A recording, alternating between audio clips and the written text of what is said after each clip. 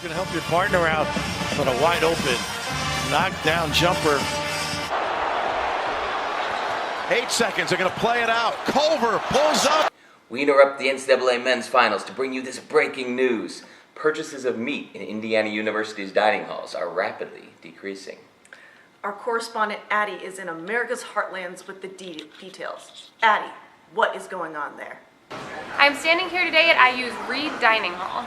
Behind me you can see a sign which has been posted for exactly 2 weeks.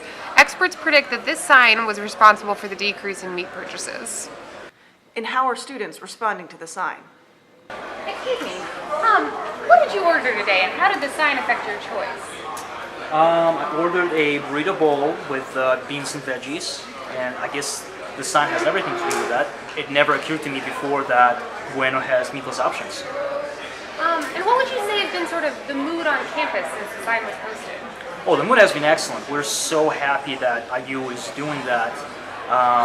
Climate change is definitely the issue of our generation, and by doing that, IU helps us understand that we can just buy a burrito bowl, not add any meat, and it's gonna taste as good, but we also get to contribute to a great cause.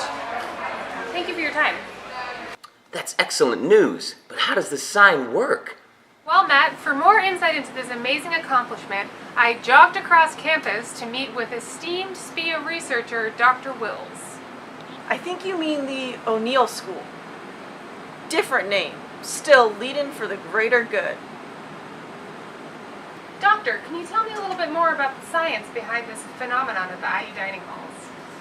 The key here was the use of dynamic norms, positive framing, and an appeal to action, all to encourage students to choose a vegetarian option. Positive framing inspired students to take action by conveying how they can positively impact climate change. Dynamic norms encourage behavior change by describing trends and how others are actively changing their behavior. Finally, a clear call to action empowered them with actionable steps to do their part. The sign was posted at the point of purchase so students saw the message right before they placed their order. And you claim this will address climate change. We estimate that these 2 weeks saved anywhere from 375 pounds to 450 pounds of CO2. And that's at just one location. These savings are because meat is more carbon intensive than vegetables. Meat requires significantly more land, water, and energy to produce the same number of calories of food as plant-based foods. Most agricultural vegetable products use 3 units of fossil fuel-based energy to produce 1 calorie of food.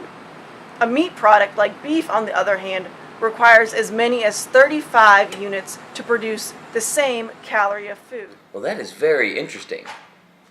But our producers are telling me that this experiment was not limited to just one location with tacos, but was also conducted at a burger location. Addie, can you run over there and tell me what's going on? You got it! Excellent.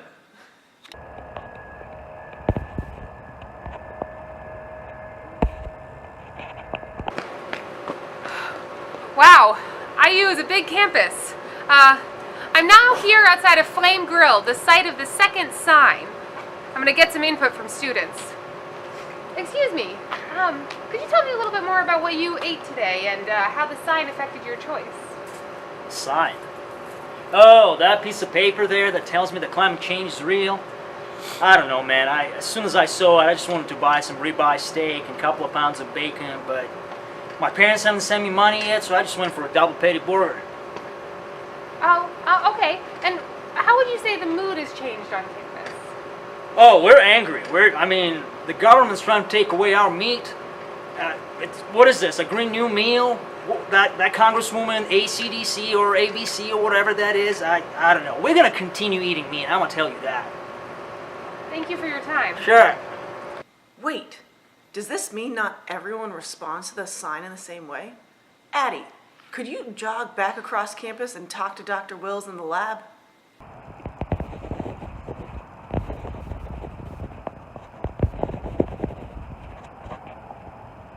Dr. Wills, is the sign effective in meat-centric restaurants?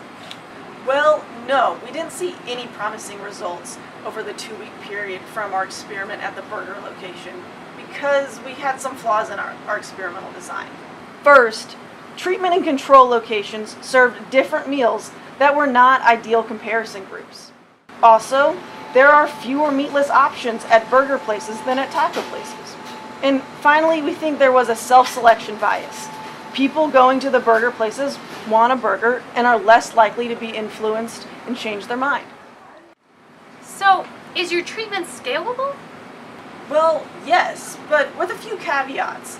As long as the subjects are IU students eating at taco locations at IU restaurants the 2 weeks after spring break, and the sign reads exactly what our sign says. And the research is done by Cher, Addie, Claire, and Matt. So you get the picture. Pretty successful. Well, there you have it, folks. Oh, and for those who were wondering about the NCAA men's basketball tournament, Virginia won. Good thing we had a TV in the studio here the whole time to watch the overtime.